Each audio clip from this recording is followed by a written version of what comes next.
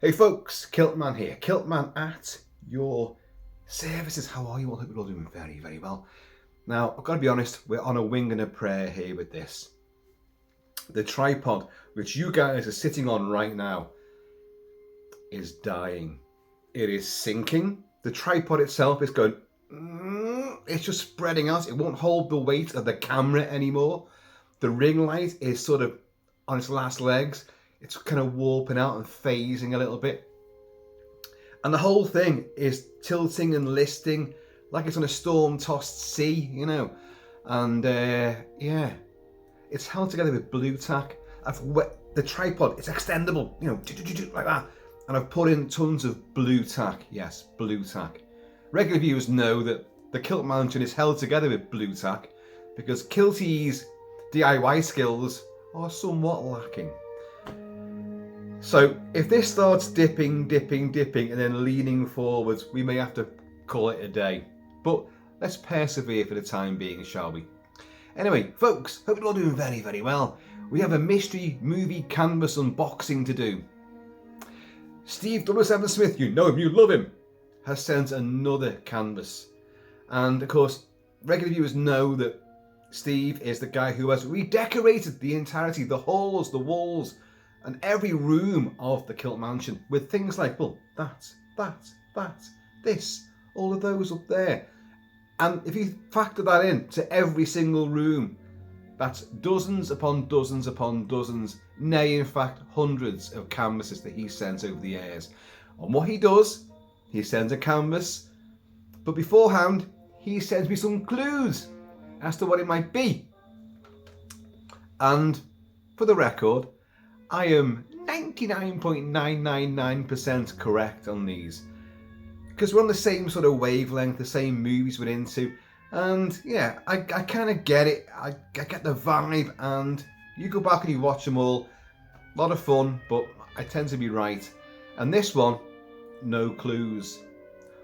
Apart from this, he said, this is a canvas which I've created from scratch, but it's a movie poster that I've sent to you in the past, and it's to replace that one. To replace that one? Why would that be?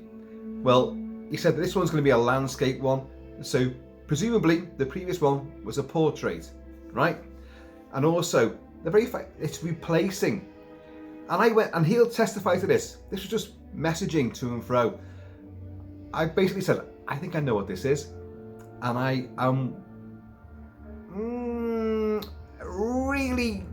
I'm right on the cusp of being 100% convinced I know what it is. And you guys know what it is as well because, well, the thumbnail will tell you. But also you're seeing things behind you. Wolfy things, the book, the novel Wolfen by Whitley Streiber, 1978. I've talked about it a lot. The film adaptation from Michael Wadleigh and John L. Hancock. But we'll talk about that later, hopefully. I love the movie, love the book. Massive fan of both. I've been playing James Horner's score for Wolfen right now. We will also probably play, if I'm correct in my assumptions, Craig Safan's original rejected score, and I'll explain why it was rejected. But the reason why I think it's Wolfen is because many moons ago, hey, see what I did there? And these aren't werewolves, so there's no full moons really involved in it, but the film Wolfen came out in 1981. The same year as American Werewolf in London and The Howling. It became known as a great werewolf movie year. And Wolfen gets lumped in with that. But they're not men that change into wolves. They are a race of super intelligent wolves with, in the book, human-like faces, human-like hands, and exceptionally human-like cunning and intelligence. So the basis of the werewolf mythology is in the book. But anyway, he sent me originally that canvas over there, and I know he hadn't seen the film, and in the video I think I may have been a bit sort of surprised by it. I worked it out, but I'll show you that poster now. And yes, a Wolfen vest as well, which Steve also sent to me. This is the original one he sent.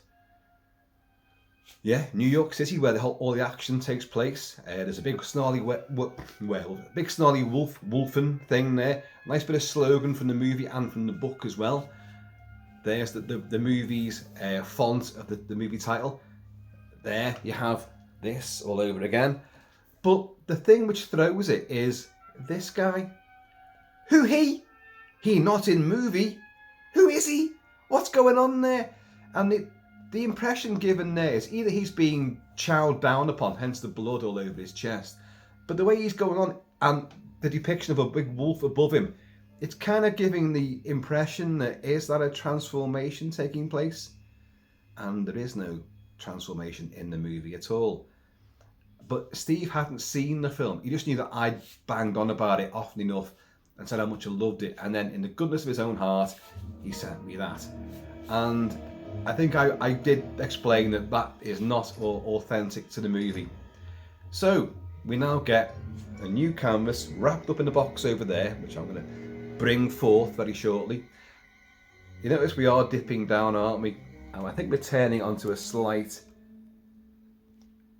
angle.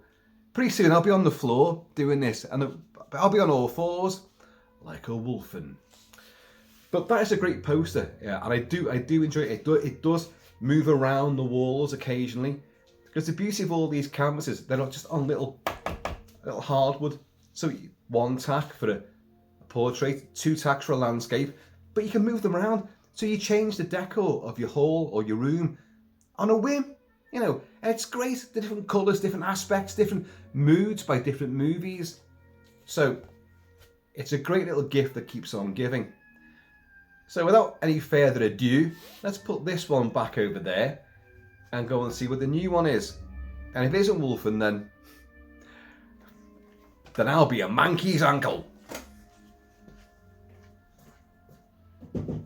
Pull that back.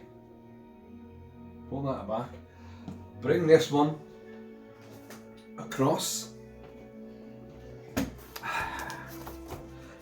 Now this one, as I say, Steve has said that this is created by himself. This is not like fan art or movie artwork. This is one that he's done. He's created himself, sent it off to the elves, and they've made it into 3 dimensions and made it tangible and real, and then brought it to me. So, cheers, y'all. We are sinking, aren't we? We are sinking. How low can you go, Kilty? Well, we're going to find out, aren't we? But cheers, y'all. Cheers, Steve. Yes, for those of you who've been keeping up, that is the 10-year-old Glenmorangie, which I found hidden away, which had been corked. So here it is. Don't know if you can see, but there's plenty of cork floating around. There's a great big lump of cork floating around there. Looks like someone took a turd in me fucking whiskey, doesn't it? Big floater. So I have to obviously distill the corkage when I take a swig out of the glass. Anyway, we're playing James Horner's mesmerising score for this movie. Haunting, beautiful, romantic in a sense, sensual, but also terrifying, full of dread and suspense. And yes, James Horner's danger motif is there. And it's gorgeous as well. That isn't part of the score. Right, so we're going to go snippety snip on this. And we're going to delve into the box. Right. The cat is actually fast asleep right now. We've had a day of bedlam with the cat. We've had a new roof put on. Right, the cat had no involvement in that. A new roof put on, the Kilt Mansion. That took 2 weeks, just over 2 weeks in fact. Got a lot of roofs and battlements, ramparts and turrets and things. And the roof got done, and then we had to wait for the scaffolders to come back and remove all the scaffolding, which they've been doing today. And the cat clearly got jealous of she got used to all the scaffolding outside the windows and all these guys working about, and she's gonna miss it when it's all gone. So they took it all down the front, and the cat clearly got a bit jealous. So then leapt up at the curtains, like, oh, I can do the same sort of thing. They're taking that down, I can take this down. And we go, no, no, no. And she tore the curtains down in the front bay windows. As you do. Cats, hey. Could be worse, could be Wolfen. Anyway, right. If I'm wrong, I'm wrong. And this video will have to take a swift detour. But if I'm right, and I think I'm right. Because there's no other canvas which he sent which he would think that maybe it needs replacing. Because they don't need, none of them need replacing at all. They're all great, they're all wonderful, they're all awesome. But, you know, I thought, you know that image of that guy has no bearing in the movie at all. And I think I must have clearly talked about that. And it's stuck in his mind. So I'm saying it's Wolfen. So we'll open this. We'll open this now. And what'll happen is, for those of you who don't know, the canvas is always stuck face down against a piece of card and then cellophaned in. So I take it out, I'll rip through the cellophane, and then I raise it to you guys, and you guys see it first. And usually it's upside down. Yeah, I'll never be able to work that out. It's haphazard, upside down, back to front, fucking whatever. But you guys will see it first. So let's delve into. They're never hard to get into these boxes.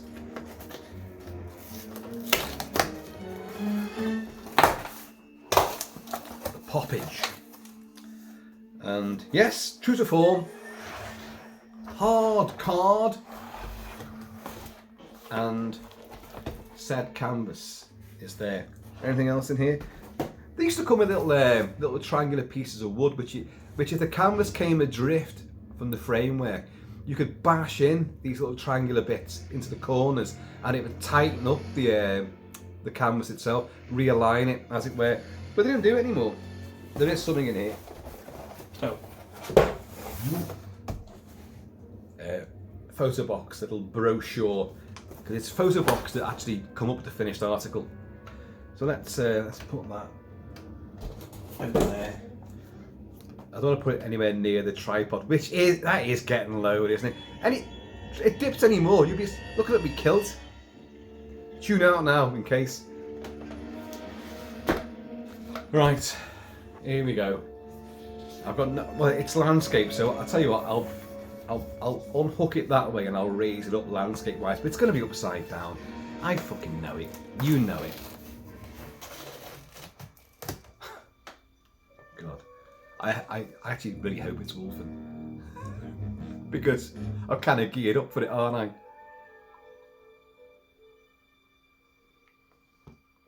Right, so I'll turn it round, so it's going to be unfurled, emphasis on the fair part of it. Oh.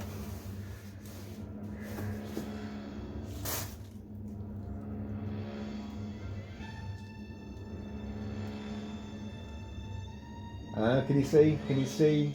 Is it there? Are we there?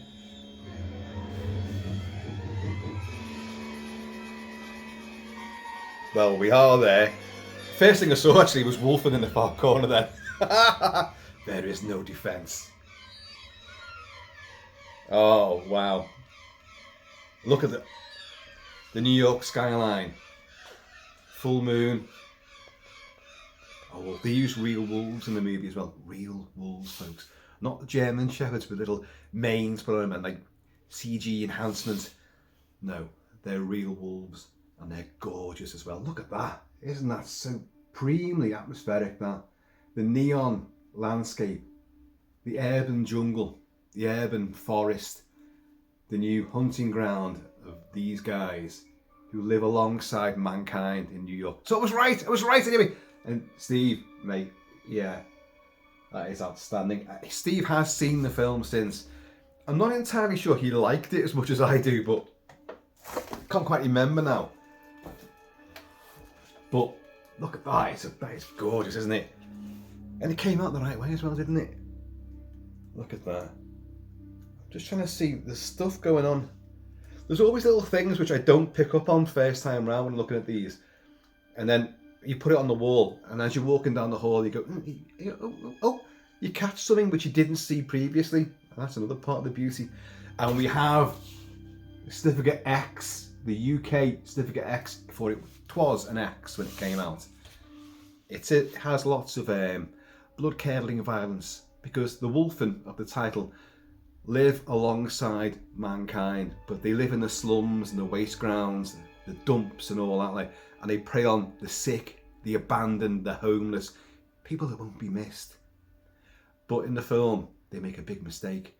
They kill Christopher and, I forgot their name now, his Mrs. Christopher Van der Veer and his wife, Mrs. Van der Veer, who are big property developers and also not exactly friendly with the third world, because they've got mining operations and nuclear plants and all that, and they're using slave labour. And the Wolfen take them out, rip their throats out and destroy them, bringing a police investigation in.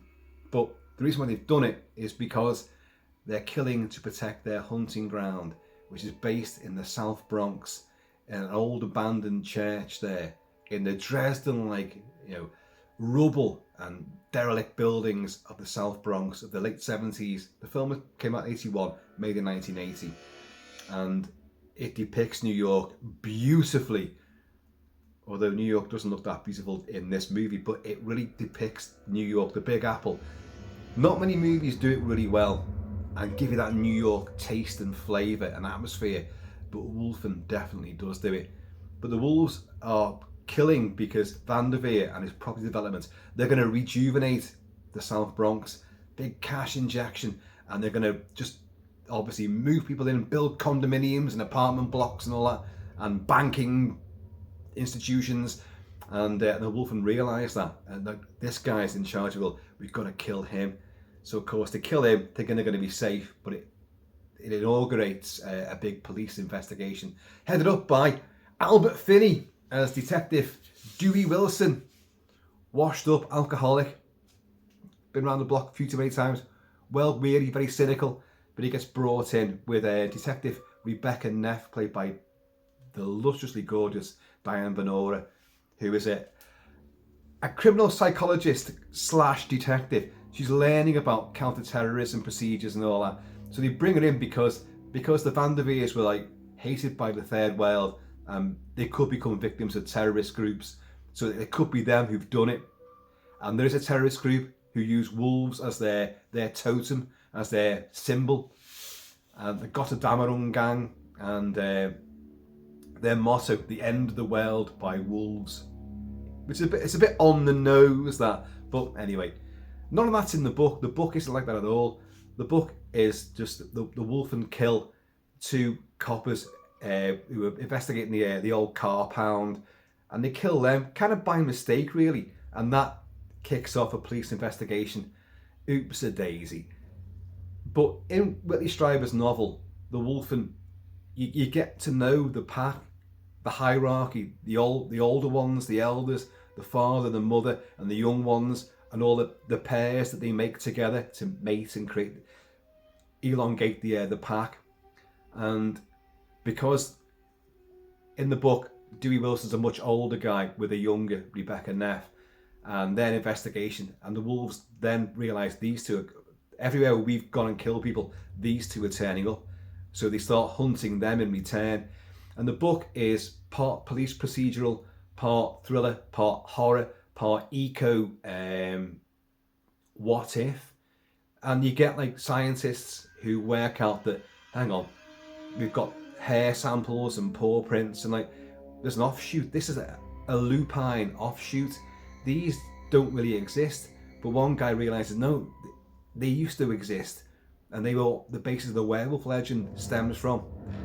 And the more people that learn about them, the more victims there are. The Wolfen have got to go and kill everybody who knows about their existence. And that book there, that's the original UK paperback, 78. I bought it with my own money. I would be 8 years old. And I've told this story before. I was off school ill for 2 weeks with what my folks always said was bronchitis, which is a serious condition to have. But back in the 70s, it was common. Kids were always going up with bronchitis, It just meant you had a chest cold, chest infection. But I was off ill with that. But I just bought that book and I read that. And to this day, I'm 57 this year. I read that book every single year. I love it. I love it to bits. It's my favourite book. That and The Keep, and maybe Christine. But that especially, absolute faves. And I read it every year, as I say. And I watch Wadleigh's film more than once a year. The film is different again. Wadleigh had done Woodstock, so his liberal credentials were pretty extreme. A gold badge member, and the version of the film that he made alongside, I forget the names here, but so little notes. Michael Wadleigh adapted Streiber's novel, did the story, the screenplay, but co-wrote both with David M. Eyre, E-Y-R-E Jr. And their version, which it's the same story essentially, but what they do is they bring in an entire ethnic sort of thing about the Native Americans, the First Nationers, or the human beings basically, who were eradicated, the Genocide Express as we're told in the movie, alongside wolves, buffalo, and Native American, were destroyed, eradicated, pushed out, driven underground by the white colonial invasion. So much is definitely true, but the story takes the idea that the Indians and the Wolfen kind of work together, and the Indians have always known about the Wolfen's existence, and they're kind of okay with that. But it's the white man's burden. The Wolfen are going to prey on them. You drove them out of their real hunting grounds into your sewers, your underground, and they will prey upon you now. And the film is remarkable in how it depicts the attacks, the Wolfen vision. A company called Praxis did the Wolfen vision, so you're seeing through the Wolfen's eyes, and they see things. Think Predator with a thermographic vision of the Predator. Think of that, but with more of an emotional sort of context. Like, they see the beating heart, they see basically the spirit of someone, the soul, but they can see if any organs are diseased. And of course this becomes part of the movie as well, part of the plot. The coroner, played by Gregory Hines, realises, hang on, they ate part of the victims, but they didn't eat that liver, that lung, because they were cancerous. But how did they know they were cancerous? Because it took me 48 hours, all the technology that I've got, all the equipment I've got to work it out. But they knew instantaneously that they couldn't eat that. So you're learning, and of course they find hairs, Canis lupus hairs, and they meet the great Tom Noonan, who's in many, many genre movies. He's Kane in RoboCop 2. He's in Late Phases, playing a werewolf. Of course, he's in Manhunter as well for Michael Mann, and he's outstanding. And he plays he's the zoologist in Central Park's zoo, and he realises, but of course, just realising it and wanting to protect them isn't enough. Once the Wolfen realise you're onto them, I'm afraid you're fair game, and he gets taken out as well. But let's look at this again. Let's look at this. We have the dark wolf howling at the moon. The Manhattan skyline. Look at that. That lovely sort of abstract scroll, frightening font for Wolfen. And let's read the quotes. Wolfen, there is no defence. Now, here we go. These taglines here, I was going to read to you. Some of them appear in the movie, some don't. Some appeared in the publicity blurb, and they've been kind of rejigged. They can hear a cloud pass overhead, the rhythm of your blood. They can track you by yesterday's shadow. They can tear the scream from your throat. Now, there is one line there, which, well, I'm going to talk more about that. There's the American rating, R-rated. It's not massively gory. There is, like American Werewolf in London, there is a severed head, which comes off the shoulders and bounces, like the inspector in American Werewolf in London when they arrive at the Soho porno theatre. There's a monster in there, Time to bring rifles! And He's up there somewhere. The cast of the wolf is here in double. Comes through the shutter, and the Inspector Villiers gets his head, he goes, bites his head off, and his head bounces off the bonnet of the car. Well, in this, the captain, the police captain in charge of Becky Neff and Rebecca Neff and Dewey Wilson, who is, got his name here somewhere, Dick O'Neill as Captain Warren, who's been kind of like, when they realise, look, these aren't terrorists, it's fucking wolves that are doing this, and he's like, he's dead dismissive. I don't believe any of this shit. Like, but they will get, at the end of the movie, they'll get pinned down on Wall Street, of all places, Wall Street, the wolves of Wall Street, and suddenly the captain just sees them all. They get surrounded by these things, and he's like, I'll be god fucking damned, and like he goes to pull his gun out like that, but Dewey Wilson knows the wolves are so quick you won't get a shot off at them. When Christopher Vanderveer and his wife get killed at the start in Battery Park, in front of the windmills of the Pilgrim Fathers, which aren't the real ones. The movie does their own version, if I remember rightly, and they get slain there. They have a great big muscular bodyguard who's like, he's ex-Papa Doc, secret police, Haitian voodoo fucking chieftain. You know, this guy knows his stuff, but he pulls his gun out and he sees the threat coming at them, and another wolf takes his hand off. And in the great shot, Carl Fullerton special effects, Carl Fullerton does the gore makeup effects for this movie. The hand with the revolver in it just is on the deck, severed, blood going everywhere, and it clicks off the gun like that, and it's a great shot. And they realise, you know, they got this guy's hand before he could even get a shot off. How quick is that? So we've already seen how quick they can be. So Dewey knows that. So when the captain goes like, I'll be god fucking damned, they're surrounded by wolves, they're trying to get into the car, goes for his gun, and Dewey's going, don't do it, don't do it. And he pulls out his gun, gets his hand taken off, blood goes all the way down the side of the car, and he's like, manages to get in the car. He's like, he's holding his severed stump and all that, like, and as he's like kind of getting the radio, a wolf sits up behind him. Could even be this one, because it's a big black wolf.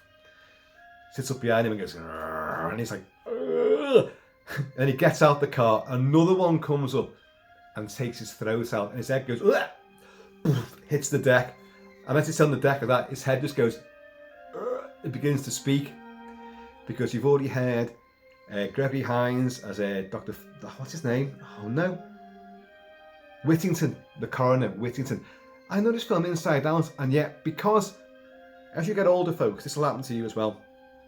Because you've got notes, you feel the urge to look, even though you know damn well, but you start second guessing yourself. I know all these characters, I know their real names, but I still feel the urge to go and check.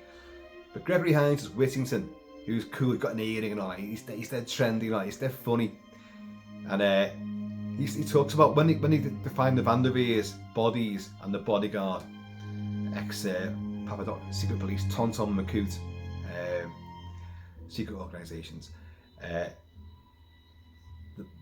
Trisha Vanderveer is lying against the windmill like that, and he's going like, look at this, almost severed her head, you know, and like, so obviously it's only hanging on by a few threads.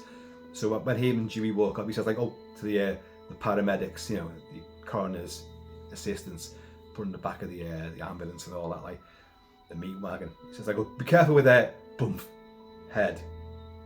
But he's all, because the head's come off, he's already said to Dewey, hey, you know, death was instantaneous. He goes, instantaneous? Yeah, ever seen a chicken run around with its head cut off? You know, French Revolution, every third head or so, they pick him out of the basket, look him in the eyes.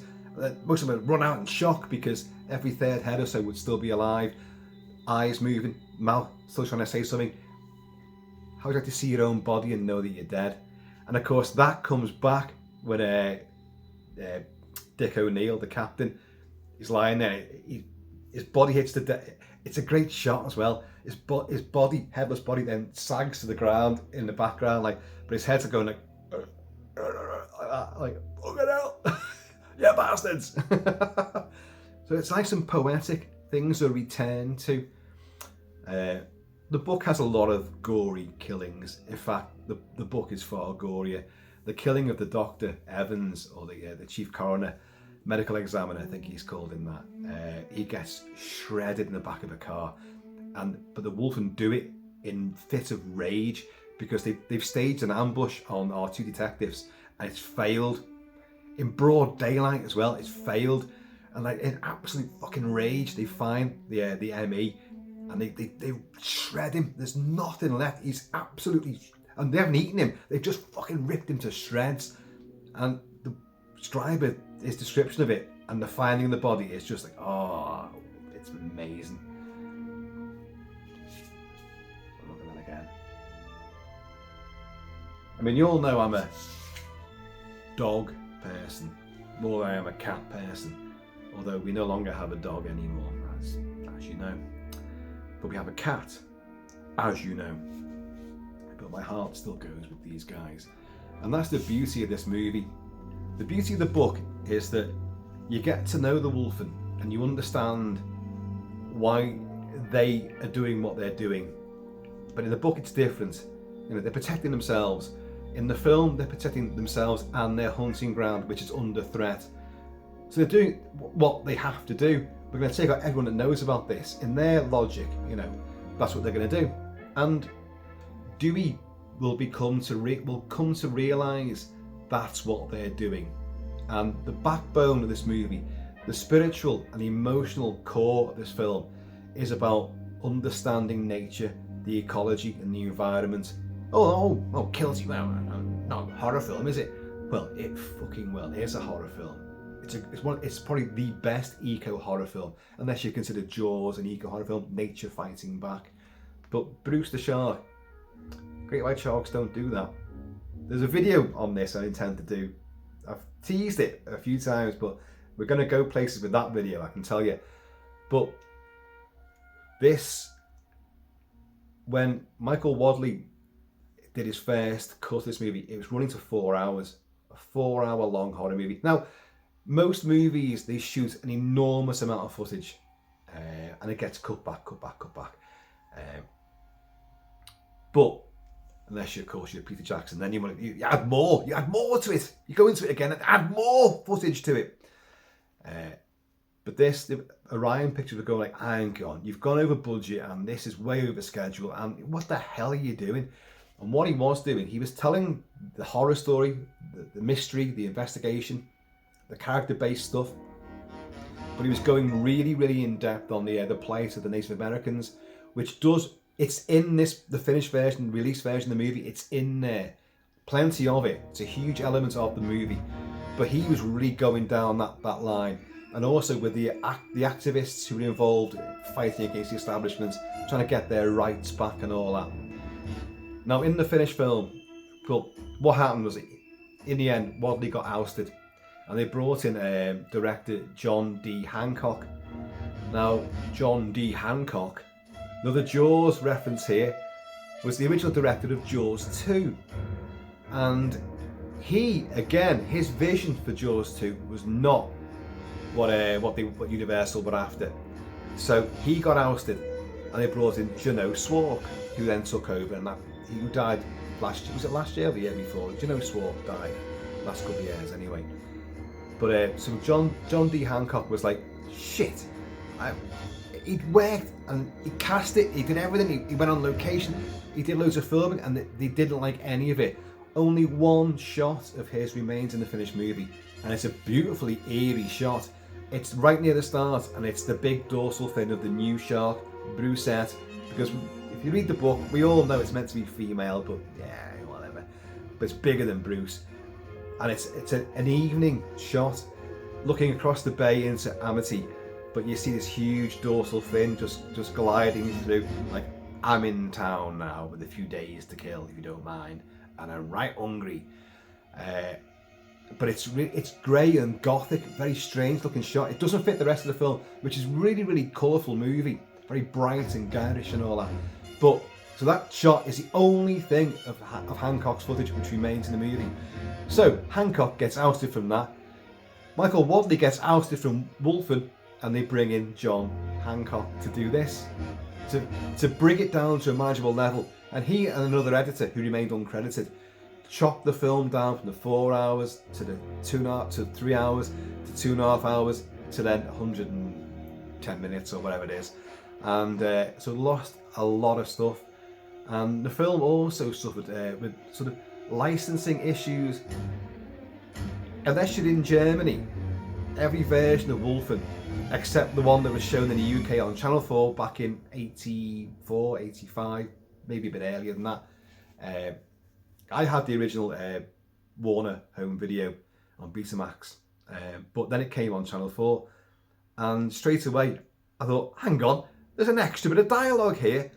There's a scene where Dewey Wilson and Rebecca Neff have almost been caught in the church. I'll describe them again in a bit, these scenes, but they escape, but they don't know what almost got them, and it's Dewey that saved Rebecca Neff, and they go to like a bar, and there's an old drunk, there's a drunk sprawled on the table. It's busy, and the great Tom Waits is singing and crooning. Apparently it's his bar. Well, it's the character he's playing. It's his bar, and he's on the piano and he's singing away, crooning in that Tom Waits voice, and but they couldn't get a license for the song he's singing, so they cut out all of his vocals. You hear it in the music, but you don't hear him singing at all in most release versions. But the Channel 4 version and the version in Germany has him singing in the background. And the reason why it's important is because our two main characters are talking throughout that scene, and when you lose the Tom Waits bit, you're actually losing some lines of dialogue. They're not especially important, but if you want the film, and it adds, what do you think it was? Kids, junkies, who knows?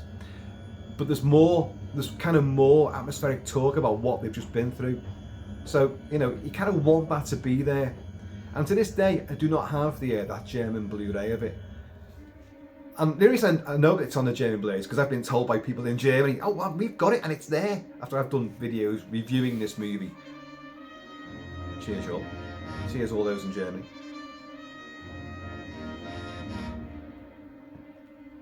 But other than that, there's no cuts to the movie, like gore-wise. There is a very curious moment where the workies are in the South Bronx and they're digging up the roads and all that. They've got diggers and all sorts there, and you see a hand rise up in the rubble as the big bulldozer's going through, and one guy's looking under it and he sees like a severed head with all maggots and flies around it. But it's such a it's a clumsy edit, and it does not make you think that, oh, that was a longer shot there.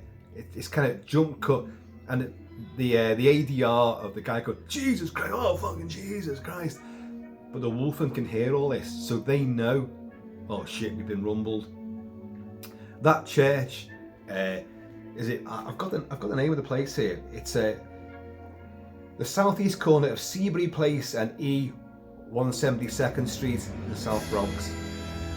And the church looks amazing. All the way around it is all dilapidated rubble, almost like a blitzed Dresden or a blitzed London. Piles of rubble everywhere. It's just deserted. There's just people, hobbling around, down and out to a living there. That church looks absolutely epic and so surreal and beautiful and gothic. They made it for the movie. Everyone thinks, oh, they used a real church. No, they didn't. They built the bloody thing. They built that church. The stained glass windows, the devil on one shoulder and the angel on the other, says Dewey Wilson when they go in there, because they found body parts there, like I just said. So they're going to investigate this area. And it's broad daylight, but it's such a really... my hairs have risen on my back and my shoulders. And I've got hairs everywhere, on the roof of my mouth. And it's lovely sort of cold blue sky. It's all filmed in the winter time. It feels cold, authentically cold. The book is set during the winter time as well, but it's blizzards, it's icy, you're slipping on the roads. The entire finale is set on the rooftop of Rebecca Neff's apartment complex, and a estranged husband as well. Well, they're going through difficulties, and they're taking it in turns. There's a group of them to they know the Wolfen are coming for them, but they're on the rooftop and they've got telescopic sights and high power weaponry and all that, and high-tech cameras to try and capture it all. They know the Wolfen are going to come for them, but they're taking it in turns to do like 2-hour sessions up on the roof in the freezing cold and a bitter wind's going through, and they can't take it, and it's like, and you really feel it. And of course the Wolfen do attack, and it's outstanding. But the film is set again winter time, and you do feel the chill, but it's not quite to the same degree as the book does it. But so they're in there in the church in broad daylight, and it's just it's a mess. Stained glass windows are hanging half loose and all that. But like, Rebecca hears a noise from upstairs, and there's a high tower as well, and she hears this noise upstairs, which sounds like, you know, is that a baby crying? The Wolfen are doing this on purpose. They can mimic the sounds. It's in the book in a different sequence. It's in a tenement block, and again they try to separate the two of them by using the sound of a baby to try and lure one away from the other so you can get them both. It's fucking creepy as hell. And in the film it works differently, but to the same effect. And she opens this door and looks up the stairs, and the stairs just go up and up and up. They wind around and up and up and up. You wouldn't climb those stairs ever in a fucking Kevlar suit, with like ultra weaponry on you. You're not gonna go up them fucking stairs, but she does. And of course, does that thing where one of the floorboards, the stairways gives way, and she goes like that, and she makes the ascent, and he's going like, what are you doing? Let's get out of here. And she's about to turn around and walk back down the stairs again, and then you suddenly hear a real, a more obvious baby-sounding wail, and she turns around and goes back up the stairs at a much quicker pace, and she's heading towards a landing where, with subjective camera work, we now know the Wolfen are there waiting for her. But in that baby's wail, Dewey Wilson is outside. Well, he's inside, but by the stained glass windows, the main door to go out again. He hears a wolf howl, which she can't quite discern. She's so fixated on the baby's sort of crying that she doesn't hear the wolf howl. And he realizes, and he legs it there, and he grabs it, and the two of them fall down the fucking stairs, and he manages to get out the door. But he looks up and he sees something up there, and he manages to get in the car and fucking drive away. But the Wolfen, using their super hyper senses, can follow the tracks of the tyres of the car, so they know where they've gone, and they follow them to the bar where they have their little conversation with Tom Waits crooning away in the background. And then they track her to her apartment. They track him, who's waiting outside her apartment, because he knows, Dewey realises, his senses have kicked in. No, we're now being hunted. There's something out there after us. We've stumbled onto something there, and it's coming for us now. So he waits outside her apartment, and in a reverie, sitting in his car, she doesn't know he's there. And great jump scare with her as well. She goes into her apartment, and she hears noises on the balcony, and she's on, where's that apartment set? Hang on, I've got this here somewhere. Riverside Drive, Becky's apartment. Rebecca, she's called Becky in the book, it's Rebecca in the film. And she hears noises on the balcony, and as she carefully goes out there with her revolver, her Service snub-nosed revolver, the fucking cat jumps at her, fucking cat, and she goes, Jesus, I know all about that. The fucking cats just come out of nowhere. It's like they've been thrown at you. And so it's a great little fake scare. And but he's outside, and as he's drifting off, and he has recollections to the church. And in the recollections, we see a pair of glowing feral yellow eyes on the landing, which he didn't see in the sequence itself, but he sees it in his own reverie.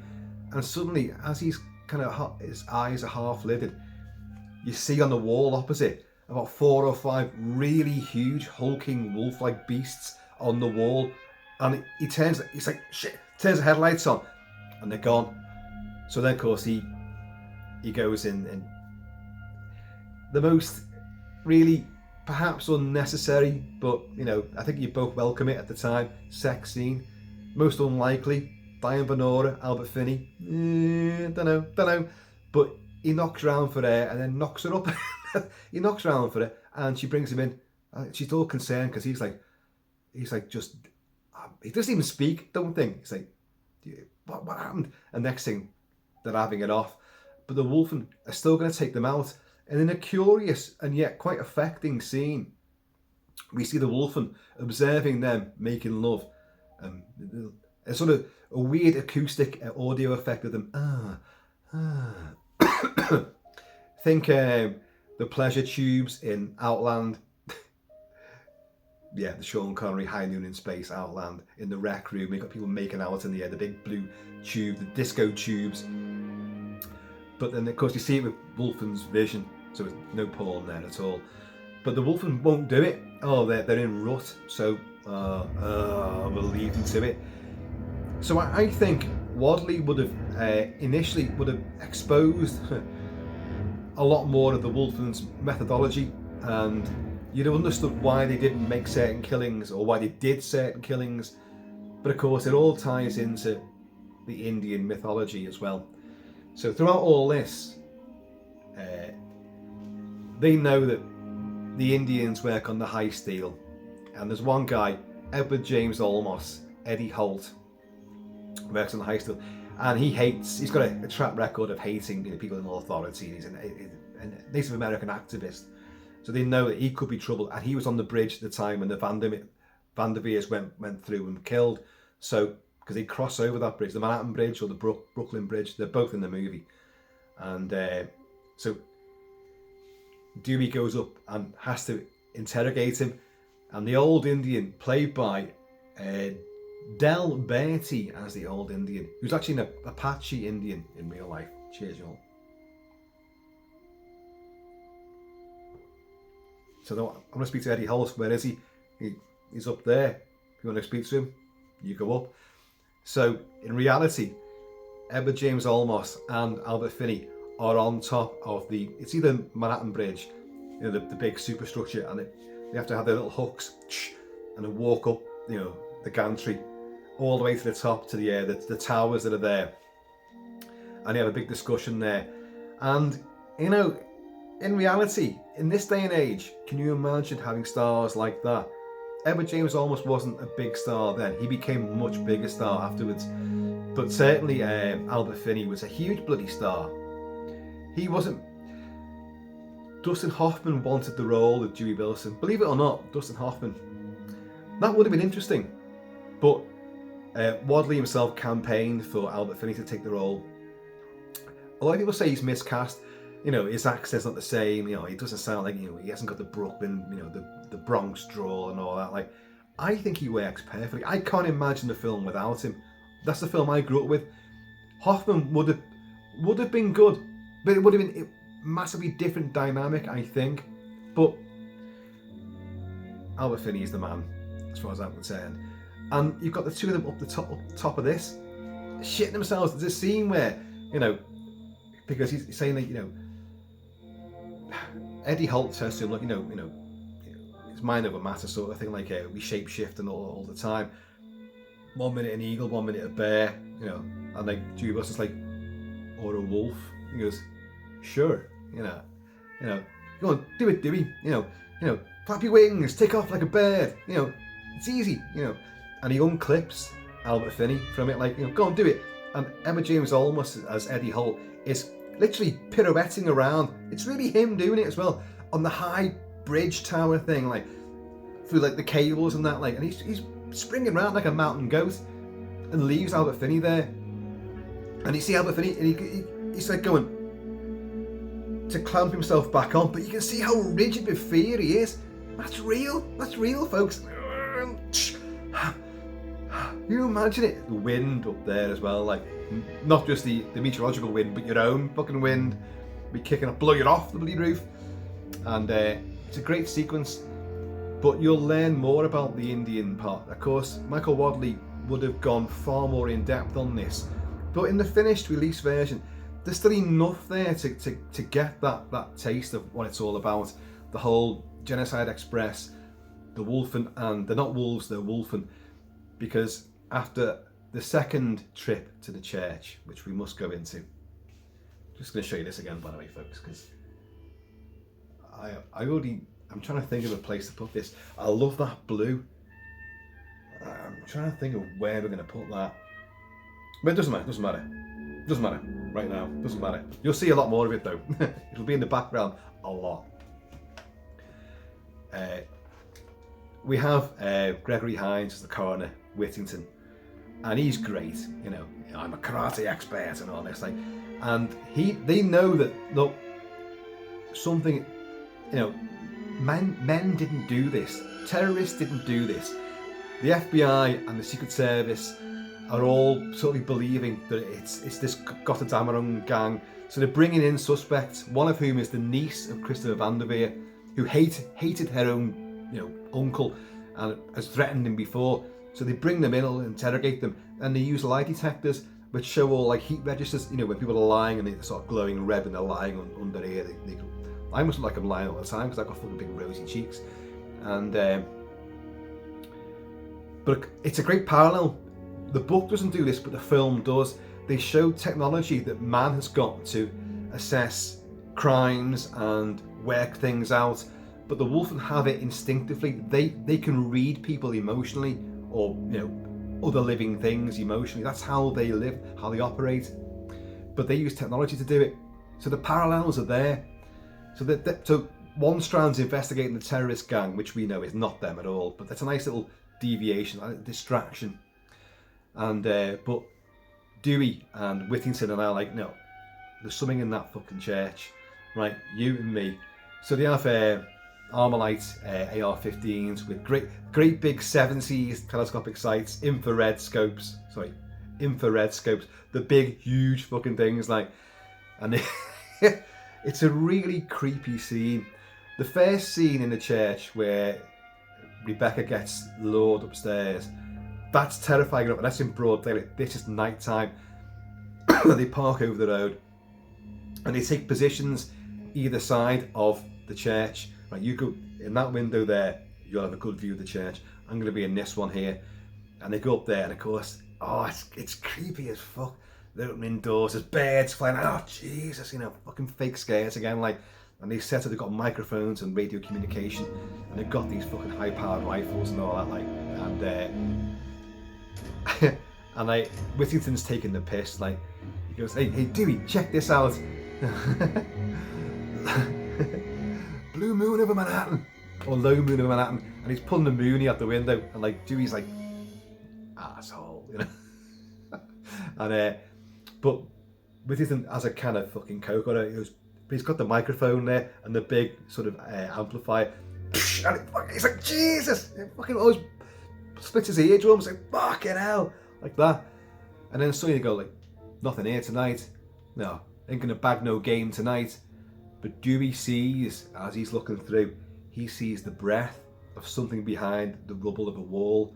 And he goes, they're here. Remember, Poltergeist came out in 1982 with the tagline, they're here. Dewey Wilson, Albert Finney says it first. They're here. And Whittington, Gregory Hines, just goes, they're here. And then sort of looks around like dead nervous. Should be playing that bit of music, shouldn't we? Because I'm playing the soundtrack right now, as you know.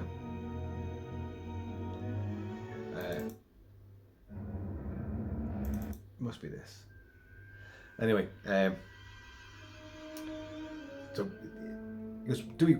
He suddenly sees Dewey's walking across the street towards the church. Dewey, where you going, man? What are you doing? He goes, I'm just going to check it out. Easy.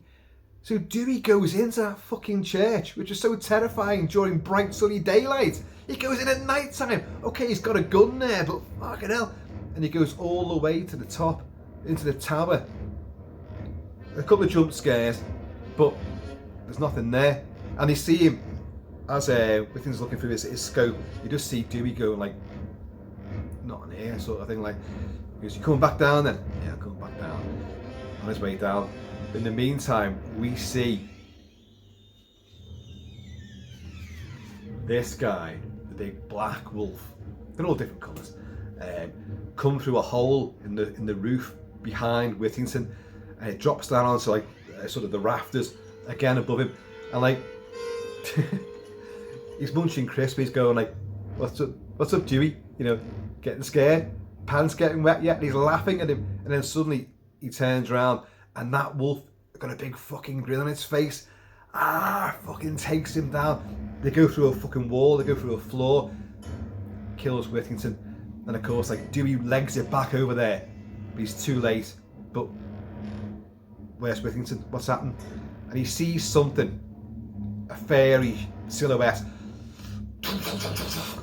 Doesn't hit nothing. And as he goes further forward, the body of his friend drops onto him and scratches his face as he comes down. And his throat's been torn out. And like, in a great moment, like, Dewey Wilson just goes, and you see that wolf again, and its grin just goes, it's outstanding. Again, these are real wolves, but what they do, they heighten the again, praxis. The company Praxis do the optical effects for it, so you get the Wolfen vision, the thermographic vision. But also, when you see the wolves themselves, they enhance the eyes and enhance the mouth, give them sort of like a sort of, I don't know, a sort of brightening effect. But it gives them this really unearthly, otherworldly sort of characteristic, and it works a treat. So this wolf fucking smiles, and that's when Dewey then goes back to the Indians' bar, which we've seen a couple of times, like, and he goes in there and he, of course, meets Eddie Holt, and he meets the old Indian again, whose name I've forgotten again, Del Bertie. And let's go on to this bit of music, because this is outstanding, this.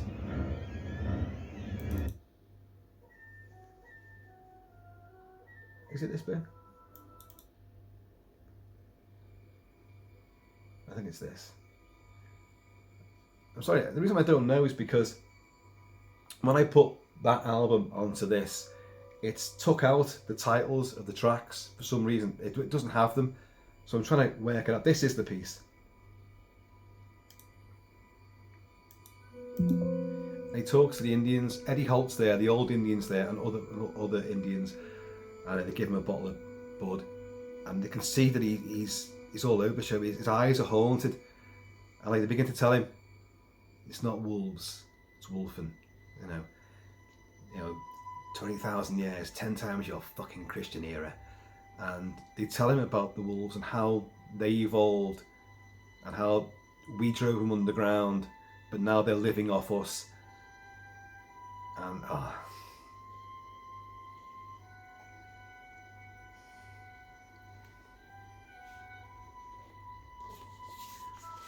the line here at the top, which is the line that absolutely blows me away, even to this day. When I first saw the film, I'd read the book obviously several times, but I didn't know about this whole Native American aspect to it, and this haunting element. I loved the film, immediately loved the film, even though it was different, and I was entranced by it. And then we get to this scene, and with this music playing, it gets even more haunting and a bit more tribal. Horner's emotional qualities were just, unbelievable. And the old Indian says to him, like, they can see 2 looks away. They can hear a cloud pass overhead. I can't even say it. That may sound like nothing to you guys, but when I was a kid and I first saw this movie, that line, it broke me. It still does. I know why. It's so beautiful. They can hear a cloud pass overhead. Can you imagine that? It's always... That's why I love animals so much. It's always affected me very, very deeply. They can hear a cloud pass overhead. In their world, there can be no crime, because no need for detectives, because they know everything about every other member of their pack, their tribe. They know everything. They live in perfect cahoots with one another. They kill, but Dewey Wilson's go like, they kill, to protect, to survive, to protect their hunting ground and all. Like, man kills for less, which is true. And Dewey begins to realise here that what he's up against, he's working it out they're not evil. They've just killed my friend and they killed many other people, but there's a reason for it. They kill to protect their hunting ground. But it is that line. They can hear a cloud pass overhead. I think it's the way that the guy delivers the line as well, and with Horner's music. See, still getting me to this day. Always has done, always will do. Just profound. It's actually, it shouldn't be moving, but it is. You know, it shows they are at one with nature and the world and the environment, whereas we are an aberration which destroys everything that we get our fingers on. The Wolfen exist perfectly. Their instincts rule, and they look after their own, and they're only killing the outcasts of our own sick society, the people we've shunned and kicked out like we did to them. So it's powerful stuff. You know, people are going like, oh Wolfen, it's not about werewolves, it's rubbish. That's your opinion, that's fine. For me, it's a magnificent film which has raw savagery, it has great suspense, great characters, a wonderfully literate script, an earthy, gritty script, but with eloquence like that, like those lines there. And a sensibility about it, about Native Americans and their plight, about the ecology, about animal ways of life. And the film is a detective procedural as well, a police procedural. It has that element to it as well. There's a lot going on. Great set pieces and a furious finale, which is beautiful. So after this sequence, Dewey then goes back to the penthouse suite of the Vanderveers.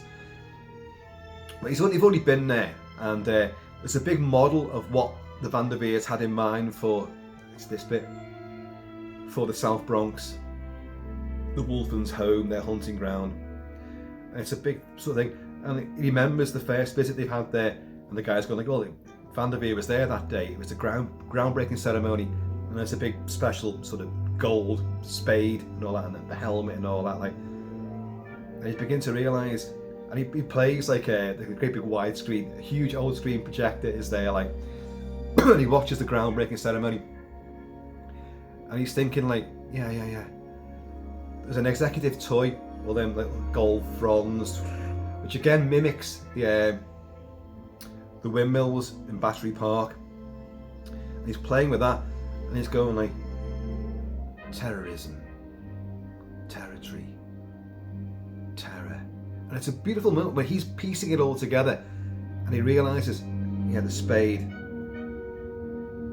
groundbreaking ceremony, and they were building by the church. The church is there, the den of the Wolfen. That's it. He's worked it out. But as he's in this sort of reverie of discovery, he gets a wolf skin gets thrown over. He was like, what the fucking hell? Another fake scare, and it's the captain, Dick O'Neill, and Rebecca Neff. They've done a raid on a Gotterdammerung's headquarters, and a big shootout took place, and they've killed probably most of the members. It's on fire. One of them big cult things. They've set fire to the place as well. So it's like we've got them all. They confessed it's Gotterdammer, and they killed the Vanderveers. So case closed. But Rebecca Neff's going like, Dewey, you alright? Because you can see the cuts on his face. Don't forget, he hasn't told him about Whittington. The chief medical examiner's been fucking had his throat torn out. He hasn't mentioned that at all. That's a bit of a plot hole there. If we're honest about these things. How is he going to cover that up? How did they manage to get Car 15s out with big fucking light scopes on? Didn't have them in their own homes, did they? Their own homes. So, a lot of questions need to be answered by Dewey Wilson. And anyway, but he's like, Dewey, what's wrong? And he's just like, he's still in shock. My mate's just been killed. I've learned about the Wolfen's history. I know they're real, and I also know why they're doing it. But he's kind of like, I understand why they're doing it. So they go out onto Wolf. Come on, Dewey, come out this way. And as I said before, this is where the captain loses his hand and his head, and the Wolfen surround them. It's a terrific. This is the sequence itself. The danger motif, James Horner, and it's a magical moment where they're all like dark, shaggy, grey, black, brown wolves, and then suddenly a white wolf comes out, and Rebecca Neff just goes, and looks at Dewey because that's gotta be the boss. That's gotta be the big boss. I'm sorry, I'm coughing because I'm getting excited. And I've got hair in me gob, fair ball. And the wolves surround them all, like, so the captain gets offed, and Dewey gets his little snub nose revolver out and shoots the petrol tank of the car. Boom. It's movies, mate. It's movies. Boom. Car goes up, and they leg it back to the big plaza, the big apartment penthouse complex. The Vanderveers shoots out the main window. Get in. Get the elevator. And oh yeah, you see that a wolf picks up this severed hand and runs off with it, but Rebecca Neff gets blood sprayed on her face. And they get a lift, and the lift doors won't shut. They're like, fucking hell, get the guns, like, Jesus. Finally, the lift doors shut, and they go upstairs to the apartment, and like, they're kind of like, they're both in shock. So I think he puts the wolf skin around her to keep her warm because he's in shock like that. And then we get, well, the music hasn't come on yet. I'm actually describing it as the scene-specific tracks are playing. This is still Wall Street, but in a mimic of the book, because the book ends on the high-rise of Becky Neff's apartment. Husband's there. They've got another couple of guys there, and obviously G. Wilson's there. People are killed. The wolves get onto the roof. There's a severed hand moments in that as well, and a bit like Predator 2, you've got them hanging off the lip of the roof and all that. And then they get into the apartment, they barricade the doors, and the wolves come through the walls and the doors, and they start killing the wolves, the Wolfen, and then the Wolfen leave. The remnants of the pack leave, but it's been a high-rise finale. And in this, the Wolfen, I know people don't like this. Dewey's just sitting there, like, and again, they're in shock again, because how are we going to talk? How are we going to explain this? And suddenly, they've got these sort of like these blinds, which are kind of like metallic and mirrored. And as Dewey's watching, this is the outside of the penthouse of a high-rise apartment skyscraper. The Wolfen have got up there magically. Who knows? Doesn't get explained. And as this is happening, he's watching. You can see the wolves are there, and again you can see him smiling. Goes for his gun, and the wolves come crashing through all the windows, everywhere, and they land on the big display piece of the the rejuvenation of the South Bronx, what their home is going to become. They land there. They're on the bar. They're on the chairs, and the two of them, fucking Becky Neff and G. Wilson, have got the guns. They're back to back, got the guns on the wolves. But Dewey's like, I'm not going to do this. He stares down the white Wolfen, and then just goes, flicks the cylinder out, drops the bullets out of it, puts the gun down. Peace, parlay. And the wolves are like, and they don't fucking trust them at all. Like, it's like, and he goes over to the big miniature of what the renovation is going to be like, the whole new land property thing is going to be like. Picks up the spade and fucking smashes it all to bits in front of the wolves. Fucking smashes it all. Picks up the great big clay effigies of big high-rise towers and fucking smashes them. And the wolves are like just like watching him, but they get it. Oh, you're destroying what they're gonna do, so you're on our side then. And they all howl as one, just howl as one into the skies, and the wolves turn in slow motion and disappear out the window, and you just see those blinds just go, just tinkle magically, and the wolves have gone. I get very emotional.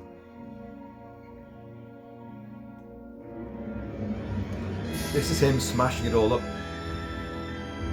But I love when there's an intense close-up of the wolves' snouts and eyes, trying to work out why he's doing what he's doing, and then realising you're on our side. And the wolves disappear It's so weird but beautiful at the same time. And then just when it gets quiet, suddenly security guards and CIA and Secret Service come powering in there, and the Vanderveer's own security force are there with high-powered fucking assault weapons. And like you say, no, stop shooting, stop fucking shooting. And like the wolves have gone, and like this other guy who was, I forget what his name is, but he's his name's Jonathan Ross. His name is Jonathan Ross, the character's name, not the TV presenter and personality with the lisp, speech impediment. Jonathan Ross. He's a high-tech security guy who runs the security company that looked after the Vanderveers, who thought it was the Gotterdammerung terrorist organisation. And he goes, "What the hell happened here? Gotterdammerung?" And like Jimmy just goes, "Yeah, Gotterdammerung." And of course that wolf skin's there as well, like this guy's like, hey, when you think about it, there's no way on earth they could get away with this. So much other shit's happened, but the car blew up, so you know the guy with his head ripped off and all that, the captain, much left of him to, you know, we've got no medical examiner anymore, have you? He's been killed as well. That's the only real red herring or loose end that you've got to tie up. But they walk out of there in the end, Dewey and Rebecca Neff, you know, arms around each other, and then you get like this final voiceover from Albert Finney saying that man in his arrogance knows nothing of the world around him. You know, as we exploit the world, you know, we're fools because the world is still primal and it's going to get us, you know. But in a beautiful shot, it's dawn the next day, and you see the wolf pack happy and running along the dockside. They're going home, and you do see them sort of go home. The camera travels to the church, and it goes up the stairs, and then you hear them howling in unison, and it's such a beautiful final moment. You know, the wolves, yeah, they've killed people, but it's nature. They've got to survive, haven't they? And it's our fault. We did it to them in the first place, so they're just doing what comes naturally. And but the wolves survive. They get away with it, and you see them running together, and they if you watch that scene, it's like they're happy. You can see how happy they are. They're yipping together and they're running together, and it's just, and you can see how joyful they are. And then the camera will track back to the church and go up the flights of stairs to the top. Their home, their sanctuary, their den. It's a fragile existence, to be honest, because someone else is going to move in there at some point. And of course, in the 80s, the South Bronx did get rejuvenated, and then several times over the last few decades, and now it's fucking, you know, it's des res now. But it certainly wasn't back then. In the book, the wolves, the wolfen that do survive, because a lot of them get killed there, but everyone thinks they're dogs. They're just like bigger dogs, and they often get described as just great big dogs with a strange face on them, like a man's face. But they still believe that they're dogs. And but at the end, the surviving wolfen go back to hide somewhere, and they begin howling. And the book ends with like other wolfen packs in Manhattan howling together. So you know there's a lot more of these creatures around. So again, they're going to live on. Whitley Streiber wrote the book. He clearly had a fascination and a love for these creatures he created, these wolfen, and that comes through as horribly. And they are actually nastier in the book than they are in the movie, and they're pretty nasty in the movie. But you get to see them, and you get, they're so cute, you know, and you have an affinity for our four-legged friends, then you'll have no dispute with them getting away with it at the end of the movie, or even the book. But in the book, they are certainly more horrific because they have human-like hands and human faces, and people can see human intelligence, beyond human intelligence coming through their eyes, and they can open doors and stuff, and like, you know, window latches because they got dexterous fingers. They're fucking creepy as hell, aren't they? But when the carcass is there, they see them running down the street. That's just a big dog. And that's how they get away with it. That's how they blend in, you see. Cheers, y'all.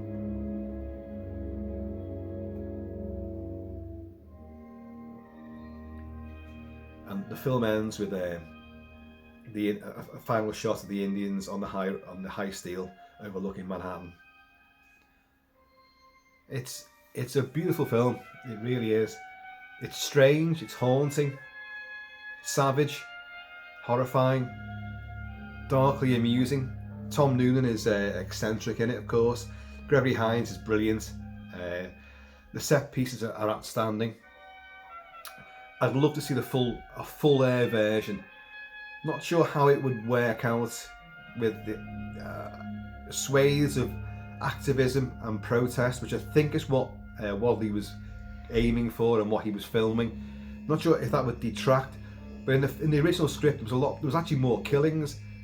There was two gay people get killed in the park, a roller skater gets killed, so these things were all taken out. And I've got the Japanese press book for it, which I would have had in the background here or showed it to you, but of course in a time of fashion I can't find it. It is here somewhere. I can't find it. It's all in Japanese, but the pictures, there's a lot of different pictures in it which are scenes which you don't see in the movie. There's a great morgue sequence early on which is so creepy, where when we first get introduced to Gregory Hines' character, and there's real nudie people lying on these tables, the big silver metal tables and all that, like, and they're obviously doing the autopsies on them, and the camera pans along all these, and Dewey's there eating like donuts or whatever, like, and there's all bodies there, and you hear they drag a woman's rigor mortis body off one of these things, and their nails go across the metal table, and so they're trying to get everything nude, dead bodies, there's blood, there's organs on it being weighed, and then you've got scratchy nails. What these go for all the things which are going to really upset you. And just earlier on, you've had, do you remember the big detective in Die Hard and Die Hard 2, who becomes the friend of John McClane? I forgot his bloody name now. His real name is Reginald Vell Johnson, and he plays the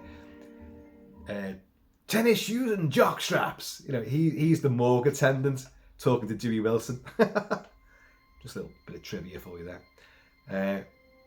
But the film has so much interest. Every scene has something which is fascinating. If it's dialogue or just the gritty realism, or sort of, they're buying hot dogs, and because this whole terrorism angle, he's now first met Rebecca Neff, whose speciality is terrorism, and he says so what's new on the international terrorism front? And she goes, a few decapitations, kidnappings, throat cuttings, the Ulamondo, they slash off the male genitalia, the cock and balls, they stuff them in their victim's mouth. Couldn't even say it. I was choking on it myself there. They stuff them in their victim's mouth, and the guy said, "Hot dog's just going looking at Dewey, and Dewey's looking at him, going taking a bite out of a hot dog." So you got this going on, and the wonderful Wolfen vision, the wonderful score. Speaking of scores, of course, as I said before, the original cut of the movie ran a lot longer, and they had Craig Safan, who's done many great scores, Remo, Last Starfighter, brilliant composer, and he composed a score which it's not as beautiful or as more moving and haunting as Horner's score, but it is very effective. I'll play a little bit of it if I can get to it now. Yeah.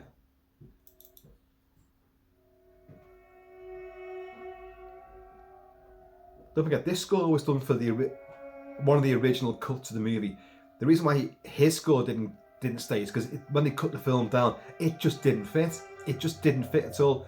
And his score covered some of the killings which are not in the release version. So the score had to go. So James Horner got brought in very, last minute sort of thing. And as James Horner always does, comes out with all his old trademarks. But his trademarks were new back then. He'd done a couple of films, Humanoids from the Deep, The Hand, Up from the Depths, and This is, Wolfen was his real test. That and Brainstorm, I would say, and then Star Trek II: The Wrath of Khan. But listen to this. It's colder. This, when I read the book Wolfen, I tend to play this score whilst I'm reading it, because this reflects the real cold and the snow and the blizzards and the icy wind, which the book describes so brilliantly. This works better, you know? But it also, intriguingly enough, and kind of obviously I suppose, it reflects the Native American tribal aspect. There's ethnic instrumentation like Horner would use throughout most of his career. But there's lots of like wind chimes and weird percussive elements which were Native American, which he brought in, and they're great. But listen to this.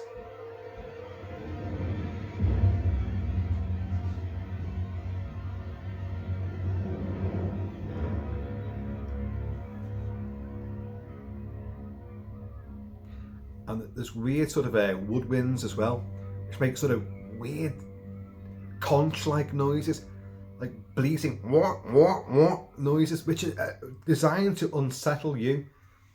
It'd be great to see the film with this playing over it, but I don't know how it would gel.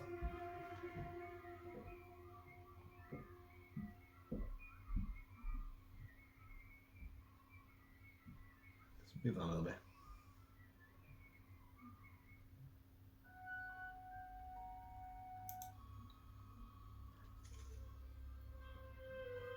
It's more glacial. There's no warmth to this score at all, whereas Horner's score has a lot more warmth to it. You know, because Horner explored the characters and the sensuality of the wolves, the Wolfen themselves, and their cohesive pack unit. The beauty of these creatures, he saw that in the film. Whereas Safan just kind of like, no, this is cold, nasty, brutal shit. People are getting sliced and diced, ripped apart, bitten. Their brains are getting dribbled down Wall Street. That's a quote in the movie. Just gonna have a little further blast of this. I am actually due out. Look at the hefty chunk of cork that came out of that one. Look at that. That's the sort of thing that would sink the Titanic.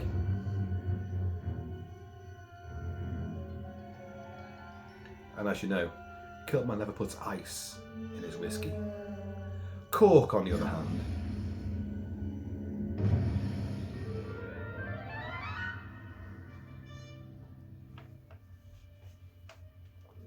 Here we go again. Steve, mate, you knew I knew this one. Thank God it was right. Look at that. Again, the great thing about this image that he's done here is that wolf, that's not a werewolf. That's not a terrifying creature at all, is it? It's not. It's a wolf. You know, I've had German Shepherds all my life and I've had a husky. These things look like those. You know, so I'm used to this. It doesn't frighten me at all. I find it beautiful. And that's the thing about the movie. The wolves, when you see them all, are genuinely gorgeous. Howling at the Moon, the thing we all know they like to do. Well, a couple of my dogs did that. Roxy did it occasionally, but not very often. They'd howl at things, but things you couldn't see, you know. What makes it is this. I think you can't discuss Wolfen without talking about New York and all the location work and the sheer atmospherics and evocation of a genuine place, a genuine time. You know, New York, the films that capture New York. Ghostbusters does it. Ghostbusters nails New York, I think. The Warriors. Oh God, Wolfen. Obviously, there's many more. But Escape from New York. I know. It's you. You guys know. I know all about Escape from New York. For Christ's sake, it's filmed in St. Louis. I know. Apart from Liberty Island, there was brief shots on Liberty Island. But strangely enough, and what does it do? It captures the They filmed in a place that got burnt out in St. Louis, completely burnt out, and looked like Dresden, looked like being blitzed, looks like the South Bronx. But chock full of nuts, the whole evocation of, I don't see a lot of the New York setting, the 69th Street Bridge and all that, like, you know, yeah, they made that up for the movie and all that. But New York yellow taxi cabs and all that, everything, it smacks of New York. It's redolent, it drips New York from the screen, even though it's not filmed there, but you know, you feel it's New York. And of course, New York at that time, this is why John Carpenter did it. It was going to rack and ruin, and the reality of it, you see in the Warriors, and you see in this. There's a bit of Coney Island as well in the movie as well. What bit's that? The Coney Island boardwalk. Where is that now? Oh, it's where. Oh, I forgot to mention this. Eddie Holt, the Indian, Albert James Olmos, stages a fake transformation on the sand at the Coney Island boardwalk. Again, by the bar that he has that great big speech with a talk with the Indians about the Wolfen and who they really are, what they really are. And Eddie Holt strips off nude. The old Indian gives him something to put in his mouth, and Dewey's watching all this from a distance and then follows him to the beach, and he's thinking like, oh shit, maybe this shape-shifting thing is true. And even like the Tom Noonan character, Dr. Ferguson at the Central Park Zoo, so like, yeah, about shape-shifting. Yeah, the body's just an external effigy of the mind. Change the mind, you can change your body. Like Dewey's like that, going, oh, fuck this guy on. What the fucking hell planet are you? And but now he's beginning to like, oh shit, maybe it's this stuff's real. So Eddie Holt strips off, full frontal nude on the beach, freezing cold as well, like, and then runs around howling at the moon, makes a paw print in the sand, starts going as if he's transforming, then runs around, and it goes pathetic, which is meant to be. He's just a naked man running through the cold water. But then he turns and spies Dewey. He knew Dewey was there the whole fucking time. Like, it's all staged. He's like, and like Dewey's kind of like, that uncomfortable moment when you've seen someone doing that you know they shouldn't be doing, and you've caught them, and you feel embarrassed for them, And he's kind of like going like, okay. And he starts walking off, and Eddie Holt, nude, chases him through the underneath the boardwalk on the struts, and then corners him, and then spits the thing out, because Dewey's kind of like, oh shit, what's going to happen here? Are you a werewolf? Are you going to just attack me? Are you going to rape me? What are you going to do? He goes, Dewey, man. I told you, man. It's all in the mind. He's just been taking the piss out of him. It's a great, yet very unusual and really unsettling sequence, but it's clever at the same time. It's playing with conceptions and the twisting sort of mindset that our main character is going through. Okay, it's terrorists. Okay, it can't be terrorists because no weapon could have done those wounds. And how did they know that these organs were diseased? And blah blah blah blah. And why were these fucking hairs? So it's an animal, and the thing in the church, and and Indians shape-shifting, werewolves. You can see he's thinking all this, like, could it be? Could it be? Steve, mate. You didn't need to replace that, but I'm all for. You haven't replaced it. You just added to it. That is definitely more in keeping. I think because Steve said he hadn't seen the film, so and it's easy that the guy that's going you could think that is inspired by Eddie Holt doing his fake transformation, but that's as far as you could go with it. But it does give the wrong impression of the movie, I think. But again, you've got the New York skyline there. You've got a wolf howling there. And it's still bloody evocative. Got some of the great slogans, great lines there. Well, that, folks, that one nails it. Nails it. There's something going on down here. I don't know if you can see down here. I'm not sure what that is, to be honest. Let me have a little closer inspection. Because it looks like two four-legged animals, and then someone leading them. It could just be shrubbery. I don't think it is. Can you see that? I have to ask Steve about that. That looks like two Wolfen, and then there's a man shape there. Can you see that? That's intriguing, isn't it? And there's something else I noticed as well. Where is it now? Where is it now? Oh, no. For a second I thought there was fireworks going off, but it's not. It's just the air, the aircraft sort of lights to keep the aircraft. There's a high building here. Don't fly near us. We won't go into that, will we? Aircraft flying into New York. No, I don't mean 9/11. I mean Escape from New York. But there you go.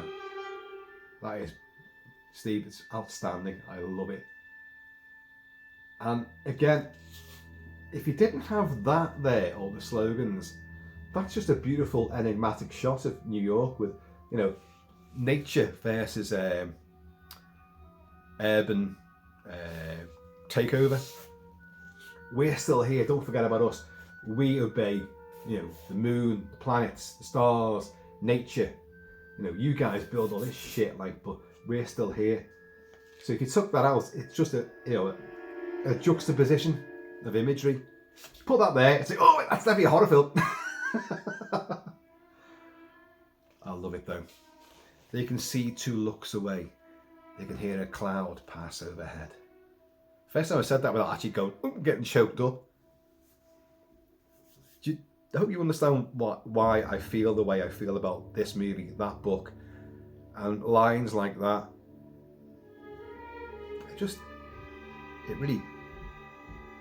It hits me where I live, Cheers, y'all.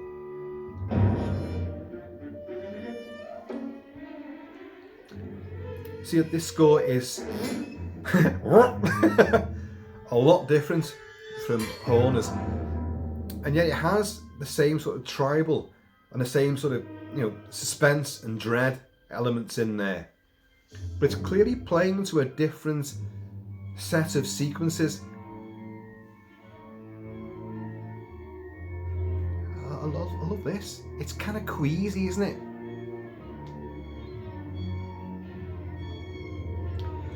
Anyway, folks, Wolfen.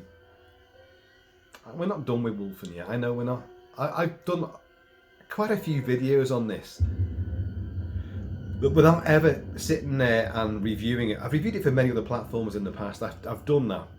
And I've reviewed both scores as well in depth for AB forums, just the scores themselves.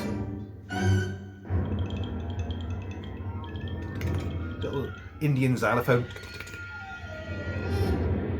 It's so gorgeous and weird, isn't it? But I've never sat and reviewed the film. I just have, haven't I? I've just reviewed it. I don't need to do a big Wolfen review. But a watch party, maybe. I keep saying this, don't I? I haven't done a watch party for about over a year now. Maybe longer, in fact. I do need to get back in step with those. Anyway, folks, I have been always Shelby Kilt-Man. Please, in the meantime, as ever, howling at the moon in between time. Howling at the mooning. Next time you see someone drop their keks and pull a moonie, you oh! Please keep it Kilty, keep it Celtic, and I'm going to see you all later. Let's just read the full thing again. They can hear a cloud pass overhead, the rhythm of your blood. They can track you by yesterday's shadow. That's a good line as well. It's not in the film, but they can tear the screen from your throat. You can see how the publicity guys got those ideas from. They can hear a cloud. They can see 2 looks ahead. They can hear a cloud pass overhead. They can see 2 looks away. I've mangled my own favourite lines. Can you believe that? They can see 2 looks away. They can hear a cloud pass overhead. And that's where the publicity guys have gone they can track you by yesterday's shadow. They can hear the rhythm of your blood. They can tear the screen from your throat. You can see where it all comes into play.